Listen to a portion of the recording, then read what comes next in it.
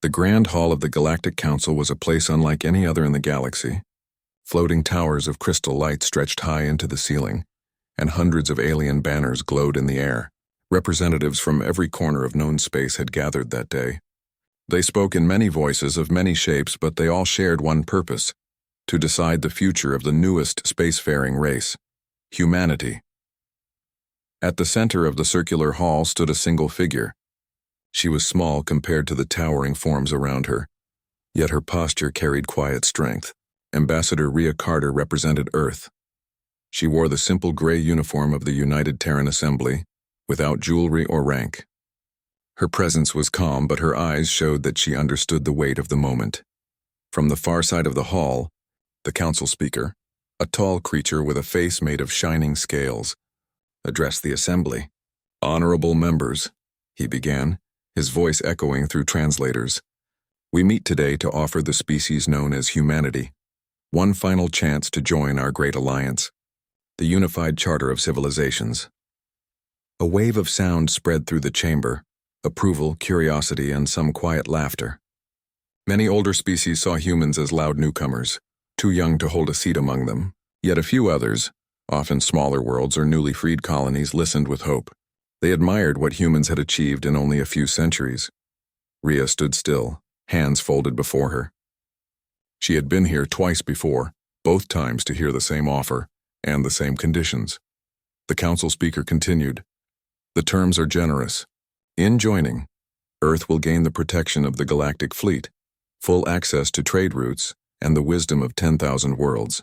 In exchange, humanity must limit its military technology, share its planetary resources, and obey the Charter's guidance on governance and education." His tone was smooth, practiced, but everyone knew the truth. The Charter's protection was control by another name. Those who joined lost their independence. They paid taxes to the Council, obeyed its trade rules, and could not act without approval. Most accepted that system. Humanity had not. The speaker raised his long arms. "Ambassador Carter, does your species accept the terms?" For a moment the hall was silent. Then Rhea stepped forward to the center platform. Her voice was steady, her words simple enough for every translator to repeat without confusion. "Honorable Council, Earth has listened to your offer. We thank you for it and for your patience. But our answer remains the same." She looked around at the hundreds of eyes fixed upon her, some bright, some cold, some curious. "Humanity will not join the Charter. We will not surrender our right to decide our own future. We wish peace with all of you, but peace must come with freedom." The words struck like quiet thunder. The echo of her statement rippled through the hall. A few whispered in disbelief. Others hissed in anger. The speaker's scaled face darkened. "Ambassador Carter," he said slowly, "do you understand what this means? Refusal to join means refusal to obey the Charter's laws. Earth will stand alone. You risk trade isolation and perhaps—" He stopped himself, choosing his words carefully. "Perhaps misunderstanding." Rhea met his gaze. "Humanity understands, but we would rather stand alone than kneel together." A murmur ran through the crowd, shock, outrage, admiration. Several representatives began to argue, their voices blending into noise. The speaker struck his staff against the floor, calling for order. "Enough," he shouted. "If Earth rejects diplomacy, it rejects friendship. Let the record show that the humans have chosen isolation." Rhea bowed her head politely. "Let the record also show," she said softly, "that Earth seeks peace with every world, but peace cannot exist without respect." She turned and walked toward the exit, her footsteps echoing across the marble floor. No guard stopped her, but she felt hundreds of eyes following. Some were full of anger. Others, she thought, were full of something else. Admiration, maybe even hope. Outside the Grand Hall, her assistant, Lieutenant Aaron Mendoza, waited by the shuttle. He looked nervous. "How did it go, ma'am?" he asked, though he already guessed. "The same as always," Rhea replied with a small smile.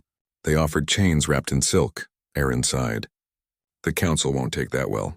They might close the trade gates." "They will," she agreed. "But we prepared for that a long time ago." The shuttle lifted from the shining platforms of the Council station and drifted into the deep dark of space. Rhea looked out the window at the swirl of stars and the silver curve of the Council's massive ring world. For centuries, that place had been the heart of galactic power. Now, she thought, Its heart was beginning to crack. Back on Earth, thousands of light years away, General Elias Stone stood in a dim command room deep beneath the lunar surface. Around him, glowing screens displayed fleet positions and long-range sensor data. The moment he saw the transmission from Rhea, he gave a single nod. "So that's it," he said quietly. "We're on our own." A technician looked up. "Orders, sir?" Stone smiled faintly. "Continue as planned. Begin Stage 2 of Project Aegis and tell the Assembly, we expected this." He turned to the window where the blue-white disk of Earth hung in silence. His reflection looked older than he felt. Gray hair, tired eyes, but still the same steady resolve that had carried him through decades of service. "Let them call us reckless," he murmured. "Let them call us proud. They will learn what it means to be human." Days passed. Across the Sol system, humanity's leaders addressed their people. The message was clear. The Council had refused equal partnership. Earth would no longer seek their approval.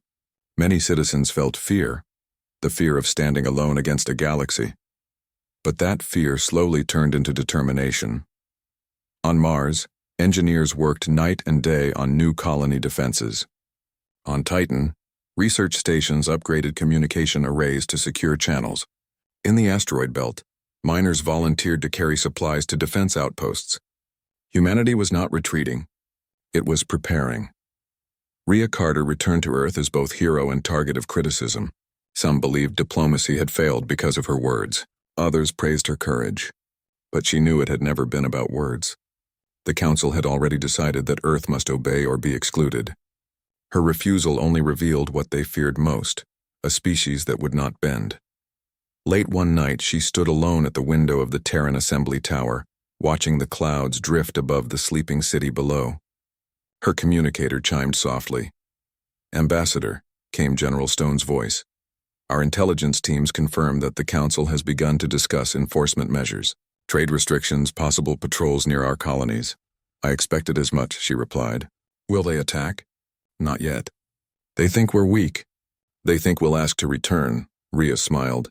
"Then let's disappoint them." Far away in the Council's private chambers, the alien leaders met again. The speaker's voice was sharp.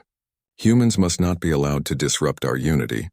Their refusal spreads doubt among the younger worlds." A violet-skinned diplomat from the Ashalri Union raised a tendril. "Perhaps they only seek respect. They have done nothing aggressive." The speaker's scales flared with light. "Respect? They reject law itself. If we do nothing, others will follow their example." Another delegate from the insect-like Vandrex clans clicked his mandibles thoughtfully. "Or perhaps they remind us of something we forgot, freedom." Silence followed. The speaker glared but said nothing. The meeting ended with no clear decision.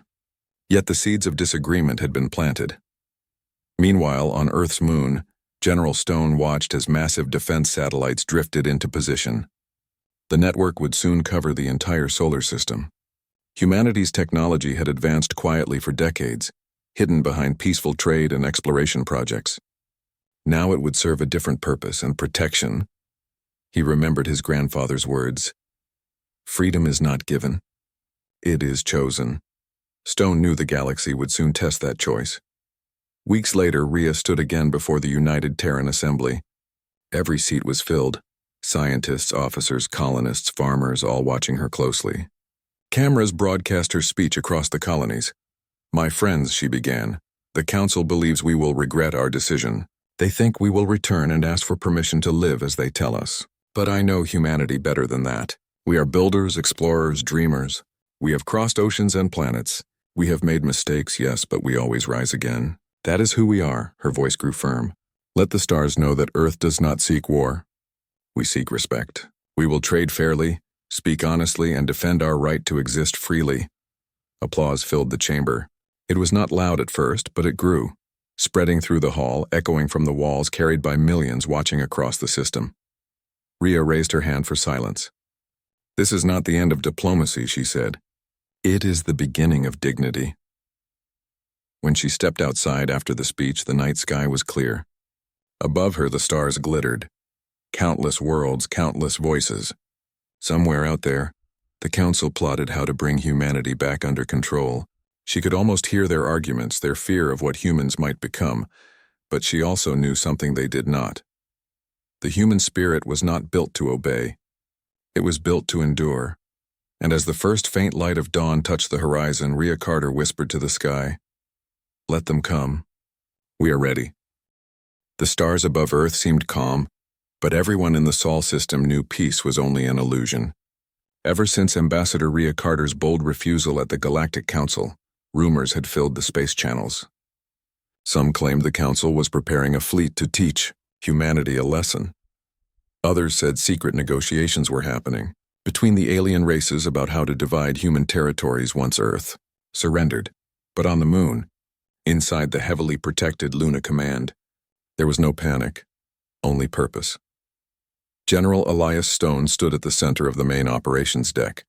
Around him, dozens of officers moved with quiet efficiency, reading reports, updating defense grids, and reviewing long-range scans. The air hummed with the sound of machines and human determination. Stone looked at the large holographic map of the solar system in front of him. Small blue dots represented human colonies and stations. Red markers blinked along the outer edges. Unknown ships moving closer every day. "Status report," he said calmly. A young officer saluted. "All colonies have begun full readiness drills, sir. Mars fleet has completed maintenance on its interceptors. The asteroid miners have started transferring resources to the Aegis network." Stone nodded. "And the Council?" "They're holding meetings," the officer replied. "Our agents say they can't agree on a single plan. Some want peace talks, others want full blockade." Stone gave a faint smile. "That's good. The longer they argue, the more time we have." The Project Aegis network was humanity's greatest secret. Decades ago, when the first explorers reached beyond Mars, scientists had discovered a way to bend light around certain materials. Over years of research, they had turned that discovery into something powerful, a shield that could hide entire stations from enemy scanners. Now, under Stone's command, the Aegis satellites were being positioned across the solar system. Once complete, they would form a hidden layer of defense around humanity's home. Any enemy fleet trying to enter the system would be lost, blind, and vulnerable. "Activate Phase 2, Stone ordered. Engineers in orbit cheered as the massive satellites came online. A faint shimmer passed through space, invisible to the naked eye but strong enough to change the balance of power in the galaxy. On Earth, the Terran Assembly was in constant session. Leaders from every colony spoke through live holographic connections. Some were worried. Others were proud. Governor Amina Solis from Mars appeared on the central screen. "The people of Mars are ready," she said. "Factories are working non-stop. Supplies are being sent to Luna Command. Even the children are helping to assemble basic equipment. We will not be caught unprepared." "Good," replied Rhea Carter, who sat among the assembly members. "But remind everyone, we are not preparing for war. We are preparing for survival." Rhea had become the voice of calm in a sea of uncertainty. Every news network quoted her speeches. Every colony replayed her words. She reminded people that freedom was not about fighting others, but about standing strong and united. After the meeting, she walked through the quiet hallways of the assembly tower. Outside, the city lights glowed softly beneath the night sky. Her assistant, Aaron Mendoza, joined her. "Ambassador," he said, "reports show several smaller worlds are refusing to send tribute to the Council after hearing your speech. Some are calling Earth an example to follow." Rhea stopped walking. "That's unexpected," she said thoughtfully. "But it won't please the Council." "No, ma'am," Aaron agreed. "They'll blame us for spreading rebellion." "Perhaps," she said, looking up at the stars. "But maybe they should ask themselves why others are rebelling." Far across the galaxy, inside the shining Council hall, chaos was growing. The Council speaker slammed his staff against the floor. "Order, we will have order," he shouted, but no one listened. Representatives from dozens of worlds shouted over one another. "The humans insulted us," cried one. "They must be taught respect," said another. Yet a smaller voice from the corner, the Ashalri delegate, spoke differently. "The humans seek only independence," she said quietly. "They have not attacked anyone." "Are we so afraid of freedom?" The speaker glared. "Their refusal weakens our authority. If every young species rejects the charter, the galaxy will fall into chaos." A deep rumble of argument filled the chamber again. Some supported the speaker. Others hesitated. For the first time in centuries, the Great Council was divided. Outside the meeting, whispers spread through the halls. Some envoys had begun to think that humanity's courage was something worth admiring. Others feared it was a spark that could set the galaxy on fire. Back in the Sol system, the human colonies worked day and night. On Mars, engineers built faster drives for cargo ships. On Titan, scientists created new energy shields. On Ceres, miners volunteered to form the first civilian defense groups. It was as if every human, from the smallest child to the oldest veteran, understood that their unity was their greatest weapon. In one of the laboratories beneath the Martian desert, Dr. Kieran Holt stood before a group of scientists. A large hologram showed a strange, glowing device, the quantum mesh drive, a new invention that could allow ships to move faster than light for short bursts. "This could change everything," he said. "If the Council attacks, we can move fleets where they don't expect us. We can protect our people." His assistant hesitated. "But the Council forbade this kind of technology." Holt smiled. "We never signed their laws." General Stone received daily reports from every colony. Though he appeared calm, he felt the pressure building. He knew the Council would not stay divided forever. Late one night, he stood alone in Luna Command's observation dome, watching the Earth rise over the lunar horizon. The blue planet looked peaceful, fragile, and beautiful. His second-in-command, Colonel Mira Han, approached quietly. "Sir," she said, "satellite sensors have detected unknown movement beyond Neptune's orbit." Stone turned. "How many ships?" "Too far to confirm," she said. "But the pattern looks organized." He nodded. "They're watching us," Mira frowned. "Do you think they'll attack soon?" Stone's voice was steady. "Not yet. They'll test us first. They'll want to know how strong we really are." He paused, then added, "We'll show them strength, but not in the way they expect." On the distant edge of the galaxy, small rebellions began to stir. Worlds long controlled by the Council started refusing taxes and closing their ports. They spoke of a new idea, self-rule. On some worlds, graffiti appeared on walls written in alien letters that translated to one word: humanity. The Council grew nervous. The Speaker ordered the creation of a special fleet called the Peace Enforcement Armada, made up of ships from 15 powerful races. Officially, it was meant to observe the Sol system. Unofficially, everyone knew it was a threat. When the first rumors of the Armada reached Earth, there was no panic, only preparation. General Stone gathered his commanders. "They'll come to test our will," he said. "They'll think we'll surrender once we see their numbers. But they don't understand. We don't measure strength in numbers." Rhea Carter, who attended the meeting via hologram, added, "They measure civilization by how much control they have. We measure it by how much we can endure." Stone smiled. "Then we endure." Weeks passed. The Sol system became a fortress of quiet readiness. Merchant ships were recalled. Outer colonies dimmed their communication signals to avoid detection. Every orbital station was armed, but no one fired a single shot. Humanity waited. It was a strange kind of calm. The silence before a storm that everyone knew was coming. Rhea spent those days traveling between Earth and Luna Command, speaking to soldiers, scientists, and ordinary citizens. She reminded them that they were not fighting to rule others, only to protect themselves. In one speech she said, "Our power is not in our ships or weapons, but in our unity. Let them call us stubborn. Let them call us proud. Those who live without freedom cannot understand those who fight for it." Her words spread across the colonies, carried by broadcasts and recorded messages. They reached miners deep in asteroids and children in lunar classrooms. The people listened and believed. One quiet evening, Rhea sat on a balcony overlooking the Terran Sea. The sun was setting, painting the sky with gold and red. Aaron joined her, carrying a report. "The latest intelligence confirms it," he said softly. "The Peace Armada has left Council space. They're heading toward us." Rhea didn't look surprised. "How long?"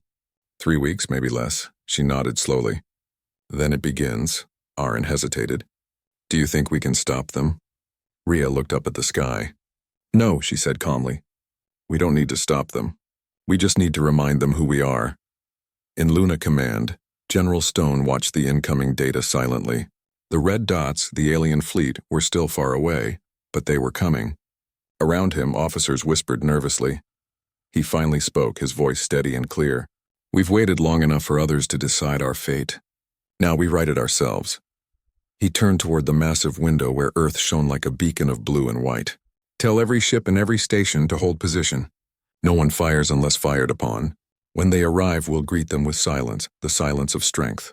Far away, in the heart of Council space, the speaker stood before the fleet commanders of the Peace Armada. Go to the Sol system, he ordered. Show them the power of the Council. Make them understand that no one refuses the charter. As the ships prepared to depart, a quiet Ishalri officer whispered to. The darkness of space near Neptune's orbit had always been quiet, a cold and distant part of the solar system where few ever went. But now it had become the edge of humanity's line, the silent front of what many feared would be the first galactic war. At Luna Command, the screens glowed with moving lights. Dozens of red signals were approaching from beyond the Kuiper Belt. The Peace Enforcement Armada, 300 ships from 15 different alien species, was entering the system. General Elias Stone stood at the center of the command platform, hands behind his back, eyes fixed on the holographic display. His officers waited for orders, but Stone said nothing. The silence was heavier than fear. They're here, whispered Colonel Mirahan, standing beside him. Yes, Stone said softly, and they're watching. The alien fleet slowed as it crossed the invisible boundary of human space. Their ships were beautiful in a way, curved, glowing, alive with energy. Some looked like crystal wings. Others moved like living creatures. To them, the Sol system must have looked small and unprotected. On the flagship of the Armada, a tall being named Admiral Vothron gave the order to broadcast a message. His voice echoed through the human communication network. Humans of Earth, the Galactic Council offers you one last chance. Surrender your weapons and join the Charter peacefully. Refusal will result in enforcement actions to ensure compliance. The message played on every screen in Luna Command. Everyone looked at General Stone. He didn't move for several seconds. Then he spoke calmly. Send our reply. A communications officer nodded and opened the channel. Rhea Carter's voice came through, calm and firm. She spoke from the Terran Assembly on Earth. This is Ambassador Rhea Carter of the United Terran Assembly. We thank the Council for its concern. But humanity stands free and will remain free. Any fleet entering our home without permission will be treated as a threat. She paused for a moment, then added, We seek peace, but peace must begin with respect. The message ended. The alien fleet didn't reply. Instead, they continued their slow approach. For 2 days, both sides waited. Human scanners tracked every movement of the Armada. Aegis satellites stayed hidden, watching silently. Human ships remained in position, defensive only. Across the colonies, people gathered around screens, waiting for news. It was as if the entire species was holding its breath. On Mars, miners kept working but listened to the transmissions. On Titan, teachers told students stories about old human explorers who faced impossible odds. Everywhere, people whispered the same thought. Would this be the day humanity's courage was tested? At Luna Command, tension built like a storm. Finally, a signal arrived. The Armada had begun moving toward Neptune's orbit. 300 ships, said Colonel Mira. They're forming attack formation. General Stone nodded. Then we begin. High above Neptune's blue storms, the alien ships glided through the dark. They scanned for human bases but found nothing. The space around them was empty, silent, and calm. Admiral Vothron frowned. Where are they?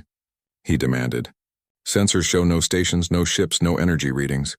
They must be hiding behind Neptune's magnetic field, one officer suggested. Impossible, Vothron said. Their technology cannot hide from us. But even as he spoke, something strange began to happen. The stars around them flickered. Space itself seemed to shimmer. Then, one by one, human ships appeared. Not from hyperspace, but from behind cloaked positions within Neptune's shadow. A calm voice came over the open channel. This is General Elias Stone of the Terran Defense Command. You are trespassing in restricted space. Turn back immediately, the alien commander laughed. You dare threaten the Council's fleet? You have no chance, Stone's reply was simple. Try us. The Battle of Neptune's shadow began. Not with fire or destruction, but with light and precision. Humanity's ships moved in small, organized groups.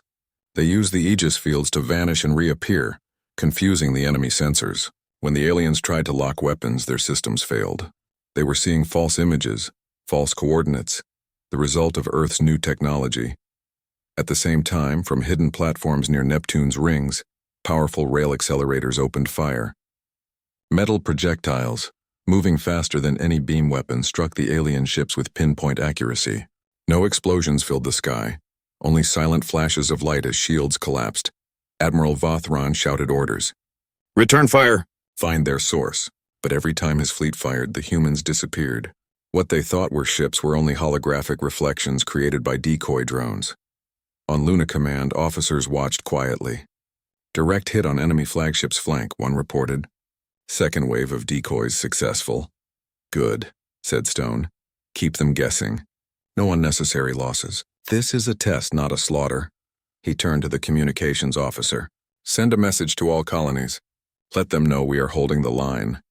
On Earth, Rhea Carter received the report as she stood before the assembly. Her heart beat fast, but her face remained calm. The news spread across every world within minutes. The human fleet was winning.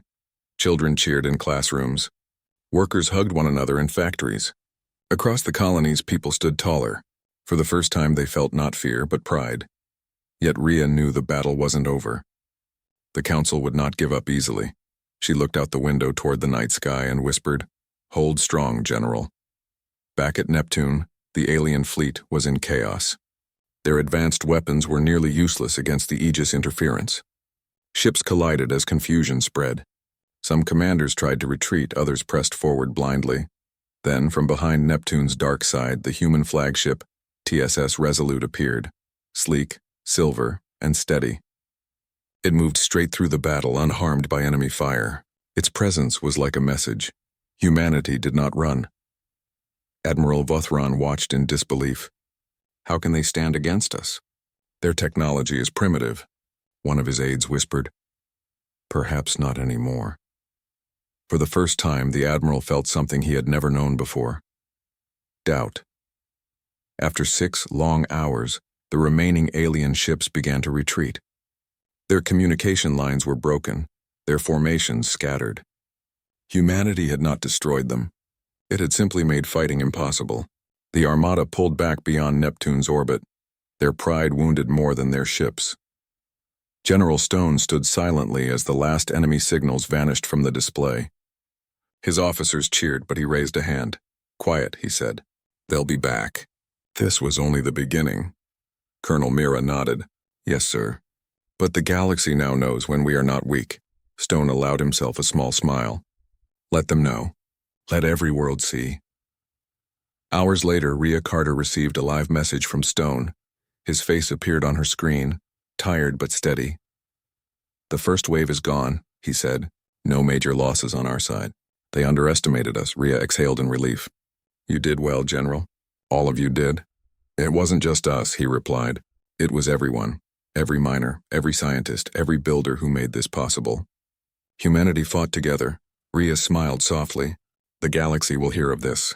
But the Council won't stop. They'll come again." "I know," Stone said. "Next time they'll come with more ships. But next time we won't be alone." Indeed, across the galaxy, the story of the battle spread faster than light. On distant worlds, smaller species who had suffered under the Council's rule whispered in secret. "The humans faced the Armada," they said, "and the Armada ran." For some, it was only a rumor. For others, it was a spark of hope. A few daring envoys even sent hidden messages toward Earth. Messages of respect, admiration, and a simple question. Could humanity help them too? In the Grand Hall of the Galactic Council, chaos erupted once more. The speaker slammed his staff on the floor. "Impossible! How could a single young species defeat a fleet of the Council?" An Ishalri delegate replied calmly. "They did not destroy the fleet, Speaker. They only defended themselves. Perhaps we should learn from them." "Learn?" the speaker shouted. "They have humiliated us. If we do not act, our authority will crumble." The room filled with shouts. Some demanded another fleet. Others called for negotiation. The unity of the Council began to crack, and far away on Earth, Rhea Carter listened to the same reports with quiet understanding. She knew what was coming next. Not peace, not surrender, but change. That night, she stood on a balcony overlooking the Terran capital. The sky was filled with stars. Somewhere out there, 300 alien ships were retreating in silence.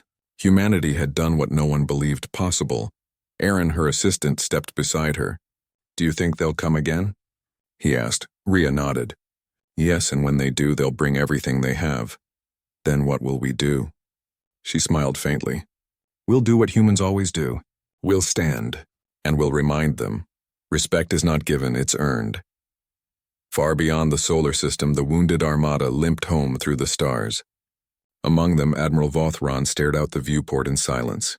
He could still hear the calm human voice that had warned him before the battle. Turn back immediately. He had ignored it. And now, for the first time, he wondered if the Council had made a mistake not in facing humans but in underestimating them. The Grand Hall of the Galactic Council was no longer the organized chamber it had once been. Hundreds of alien delegates crowded into their seats, voices rising in confusion, argument, and fear. The defeat of the Peace Enforcement Armada at Neptune's shadow had shattered the Council's authority. For the first time in centuries, the galaxy's most powerful alliance felt uncertain. The speaker, a towering figure with shining scales, slammed his staff onto the floor, echoing through the hall. "This is unacceptable," he roared. "A single species, a young species, has humiliated the Council. How is this possible? What do they possess that we cannot counter?" From the far corner of the chamber, the Ishalri delegate, a slender figure with violet skin, spoke softly but firmly. "Perhaps," she said, "they possess what many of us have forgotten. Courage, unity, and the will to stand for what is right. Humanity's strength is not in numbers but in character." A murmur ran through the hall. Some delegates nodded in agreement while others hissed in disbelief. The Vandrex clans, insect-like and usually loyal to the Council, clicked their mandibles thoughtfully. "We underestimated them," one said. "Perhaps we have underestimated more than them." The speaker's face darkened. "They must be punished. Send more fleets. Enforce the charter. Show them their place." Another voice, this time from the small but influential Trallian Council, spoke up. "And risk another defeat? Do you not see that this species inspires others? Worlds we controlled quietly are beginning to defy us. The humans are not just a threat, they are a spark." Chaos erupted. The Council, which had once ruled the galaxy with precise authority, now argued endlessly. Some demanded immediate retaliation, others suggested negotiations, and a few, very few, quietly wondered if it was time to change. Meanwhile, in the Sol system, humanity's colonies were alive with energy. After the first clash at Neptune, news of victory spread faster than any broadcast. Across Mars, Titan, and the asteroid belt, people celebrated not because they had conquered, but because they had proven that humanity could stand together. General Elias Stone watched the reports with quiet satisfaction. "This is only the beginning," he told Colonel Mirahan. "The Council will test us again. They always do, but now their fear is as great as their pride. And fear is a tool we can use wisely." Colonel Hahn nodded. "Do you think any of the smaller worlds will aid us?" Stone smiled faintly. "They already do. Every species that watches knows that Earth will not kneel. Every species that is oppressed sees a chance, a choice." In secret, Ambassador Rhea Carter prepared to meet with some of the Council's dissenters. These meetings were not public, and only a few trusted aides knew of them. On a small transport ship in neutral space, she met with two envoys, one Ishalri and one Vandrex. The room was quiet, illuminated by the gentle glow of their own life support systems. "I wish to speak honestly," the Ishalri envoy said. "Your actions at Neptune's shadow have inspired more worlds than you know. The Council's laws are strict, but they are starting to fracture. Some delegates want to negotiate. Some want to flee, and some are already considering rebellion." Rhea listened carefully. "We do not seek to rule any world," she said. "Humanity only wishes to exist freely. We do not desire their fleets, their territories, or their influence. We only wish for respect and the right to make our own choices." The Vandrex delegate tilted its head. "Even so, your example gives hope. And hope is dangerous for those in power. They call you reckless. They call you hot-headed. Yet you have done what others could not. You have reminded everyone that freedom is possible." Rhea smiled. "Then we must remind them again, carefully, wisely, but firmly." Back on Earth, the Assembly prepared new defenses and strategies. Scientists worked in shifts to improve the Aegis network. Engineers built faster supply vessels, and civilians volunteered in record numbers.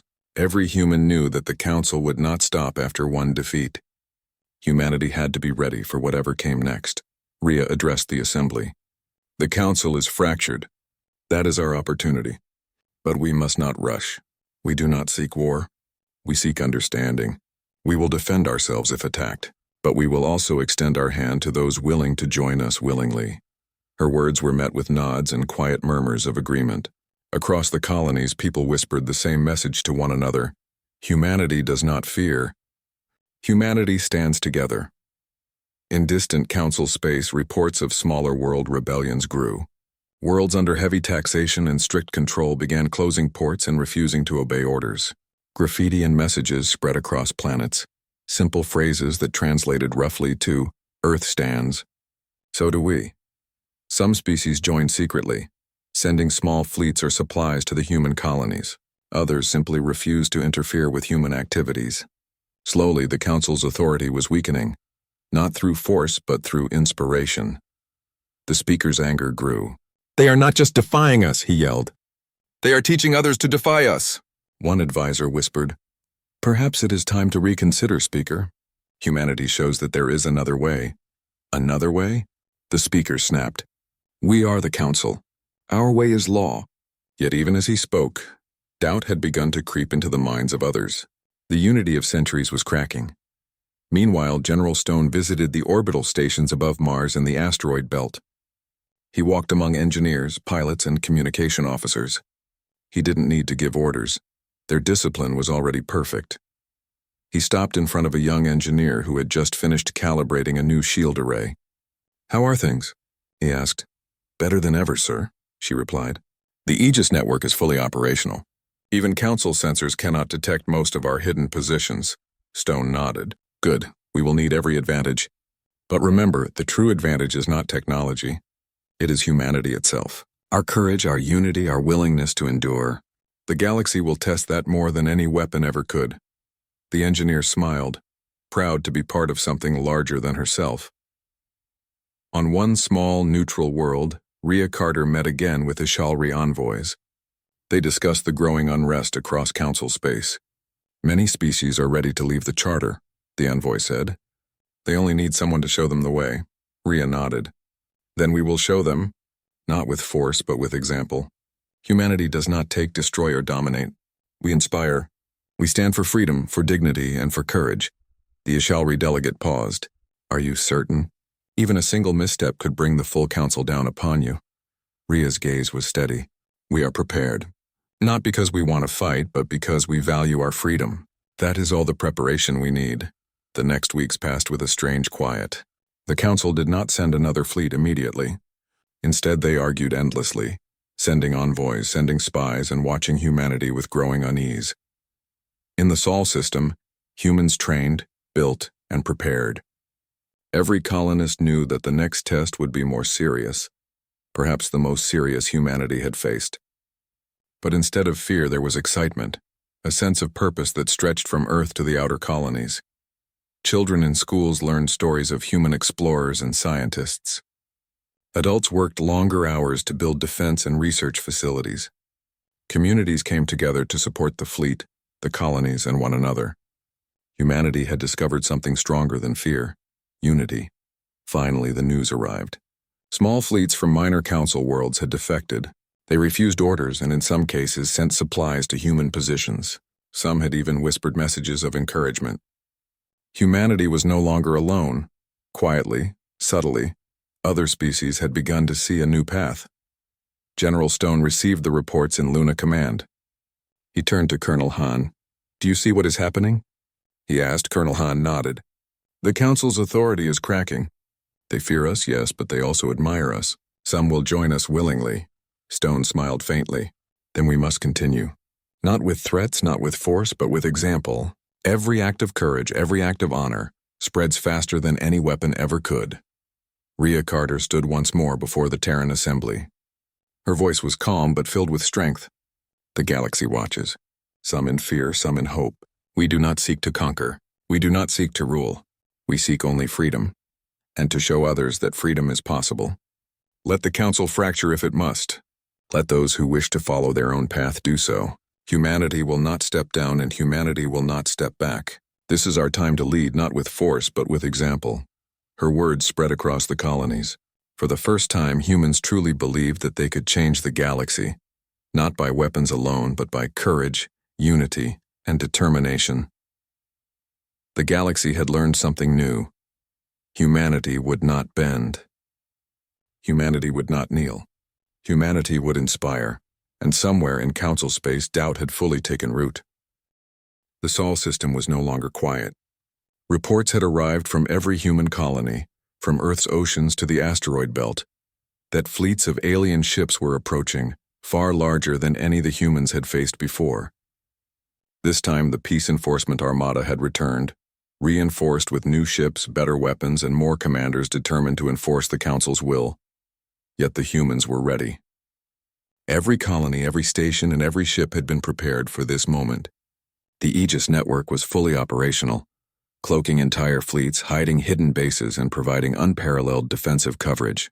Humanity had fought before, but this was the first time the galaxy would see the full measure of what humans could do. General Elias Stone stood on the bridge of the TSS Resolute, humanity's flagship. His uniform was neat, his posture calm, but his eyes carried the weight of responsibility. Around him, officers checked systems, updated coordinates, and monitored the distant fleets. Colonel Mirahan approached. "Sir, fleets are moving into formation. They'll reach Neptune in less than a week," Stone nodded. "Good. That gives us time to position our hidden assets. Make sure the decoy arrays are ready. We want them to see nothing but empty space until it is too late." The crew worked in quiet efficiency, every human knowing that the coming battle would test not only their skill, but their spirit. Meanwhile, Ambassador Rhea Carter traveled between colonies, delivering messages of encouragement and guidance. She appeared on screens from Mars to Titan, reminding civilians, soldiers, and scientists alike of what humanity stood for. "We do not seek to conquer. We do not wish harm upon anyone, but we will protect ourselves. Every act of courage, every act of unity, sends a message that freedom is not negotiable." Her words spread faster than any fleet could move. Across minor worlds, alien species whispered stories of humans who refused to kneel, of fleets that vanished and reappeared, and of a people united like no one had ever seen. Slowly, the Council's authority weakened as their former allies began to question their loyalty. Far in the distance, the alien fleets arrived. Thousands of ships formed a vast wall of metal, light, and energy. Their commanders were confident, convinced that humanity, no matter how clever or united, could not withstand such overwhelming numbers. Admiral Vothran, still shaken by the first battle, took command. "This time," he said, "we will not fail. Humanity will kneel or they will be erased." But within the Armada, something unexpected occurred. A few smaller fleets, quietly inspired by humanity's courage, began to hesitate. Some refused to obey orders. Some turned their sensors away from human targets, and a few even sent subtle signals to warn humanity of the Armada's movements. The galaxy was changing and the Council's unity was breaking. The Battle of Orion Reach began in silence. Unlike the clash at Neptune, this battle was enormous. Hidden fleets emerged from behind moons, cloaked stations, and asteroid fields. Human ships moved with precision, striking at the flanks of the alien formation, disappearing before enemy weapons could lock onto them. Project Aegis created confusion. Enemy sensors reported phantom fleets, distorted signals, and hidden positions that seemed impossible. Every movement of the human forces was coordinated, as if the fleet were a single organism. On Earth, civilians watched live transmissions from the colonies. Children whispered in awe, engineers held their breath, and scientists studied every move. Humanity had shown the galaxy that courage, unity, and intelligence could overcome even the most powerful enemy. General Stone watched the battle unfold. "Do you see, Mira?" he said. "This is what happens when a species refuses to bow. The galaxy sees strength not in power alone, but in will." Colonel Hahn nodded. They never expected this. Some of the Council's smaller fleets are turning away. "Yes," Stone said. "Humanity inspires more than it defeats. Remember that. Every action sends a message." On distant planets, alien species watched secretly as the battle unfolded. Many of them were long under the control of the Council, subjected to rules, taxes, and oversight. Now they saw something new, a species that refused to kneel, refused to surrender, and refused to compromise its freedom. Messages spread quietly. The humans are united. The humans are strong. Perhaps we can be free too. The galaxy's perception of power was changing, and nothing could stop it. Back on the battlefield, the alien fleets faltered. Confusion and fear spread through their commanders. Human decoy fleets appeared where no ships existed. Rail accelerators struck with pinpoint accuracy. Hidden stations disrupted communications and sensors. Every move was precise yet humane. No unnecessary destruction, only protection. The TSS Resolute moved straight through the center of the enemy lines, showing confidence and calm. General Stone addressed the Armada through open channels. "You have come to test us. You have come to enforce a law we did not agree to. Know this, we do not seek war, but we will defend our freedom. Turn back and we may yet remain friends. Continue, and you will see what it means to underestimate a people united by courage." For hours, the Armada hesitated. Their commanders could not understand how humans could fight so effectively while remaining so calm. Doubt spread quickly, and then some fleets began to withdraw, unable to obey the orders of the Council without hesitation. On the Council's homeworld, the speaker watched reports of the battle. His face darkened as more and more of the Armada refused to fight. "Impossible!" he shouted. "How can they resist? How can a young species defy the will of the Council itself?" The Ashalri delegate spoke softly. "Perhaps it is not resistance, Speaker. Perhaps it is the will to be free. Perhaps the galaxy has been waiting for a species that reminds us of what freedom means." Others murmured agreement, and the speaker realized that the unity of the Council had crumbled. Their authority no longer commanded respect. It inspired fear and doubt. The galaxy had changed, and humans were at the center of that change. Meanwhile, Rhea Carter and General Stone coordinated efforts to reach out to other alien fleets. Subtle signals, encrypted messages, and secret alliances turned the tide even further. By the time the battle reached its final hours, hundreds of ships from minor worlds had joined humanity. They did not fight for conquest. They fought for freedom, inspired by Earth's example. The last of the Council's flagship vessels was forced to retreat. Its crew had seen what humans could do, not through overwhelming force, but through strategy, unity, and courage. For the first time, the Council had been humbled by a single species. On Earth, celebrations were quiet but profound. Humans did not rejoice in destruction, for there was none.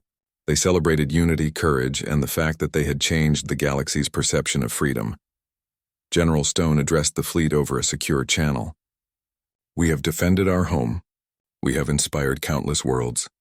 Remember this moment. Humanity stands as it always has, proud, free, and united. We do not conquer. We do not destroy. We show what it means to be human." Colonel Hahn replied, "And the galaxy will remember." "Yes," Stone said, "they will. And one day our example will guide more than we can imagine." Rhea Carter addressed the Terran Assembly. Her voice was calm, filled with quiet pride. "Today humanity has defended itself without destruction. Today we have reminded the galaxy that freedom is not given. It is earned. Today the Council has learned that no law can replace respect, no fleet can replace courage, and no decree can replace the will to stand for what is right. The human era has begun, not with conquest but with example." Her words were broadcast to every colony, every station, every ship. Across the stars, other species listened. Some were inspired. Some began planning to take their own steps toward freedom. Humanity's actions had sparked a new age. The remnants of the Council withdrew to their worlds in shame and reflection. The speaker realized that for the first time their power was no longer absolute. Humanity had not attacked. Humanity had only defended. Yet their influence was greater than any fleet could achieve. The galaxy would not forget. The Council would not forget. And neither would the humans. In the following months, humanity helped organize the Free Coalition, a network of worlds that chose independence from the Council. Trade, communication, and defense were coordinated, but every world retained its own governance. The galaxy was no longer ruled by fear. It was guided by example. On Earth, children learned about the first battle at Neptune, about courage, unity, and the human spirit. In colonies on Mars, Titan, and the Belt, engineers, farmers, and miners alike shared stories of standing together when the galaxy watched. Humanity had proven something remarkable. that a species that refused to bow could change the course of history without shedding blood. General Stone and Rhea Carter watched the stars together from Luna Command. The Sol system was safe, but the galaxy had changed forever. Do you think they will return? Rhea asked quietly. Stone shook his head. Perhaps, but it will not be the same council. The galaxy now knows that freedom is not a threat. It is a right. And humans have reminded them of that. Rhea smiled faintly. Then let us continue to lead by example. Yes, Stone said. By example. That is humanity's greatest weapon and its greatest gift. Above them, the stars shone brightly. Worlds beyond counting were awake to a new reality. Humanity had stood tall, and in doing so, it had